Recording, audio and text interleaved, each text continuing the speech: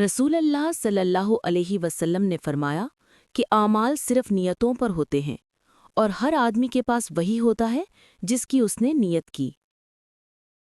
رسول اللہ صلی اللہ علیہ وسلم نے فرمایا کہ آدمی کا صدقہ اس کی عمر میں اضافہ کرتا ہے اور بری موت سے بچاتا ہے، اور اللہ تعالیٰ اس کے ذریعے تکبر اور فخر کی بیماریوں کو زائل کرتا ہے۔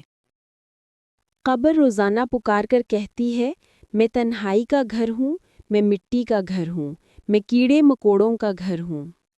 اللہ کا ذکر کرتے رہا کرو، چاہے گھر میں ہو یا راستے میں، کیونکہ جس چیز کے سامنے تم ذکر کرو گی، چاہے وہ پتھر، پھول، درخت یا کچھ بھی ہو، قیامت کے دن گواہی دے گی کہ یا اللہ تیرا یہ بندہ تیرے ذکر میں مشغول رہتا تھا۔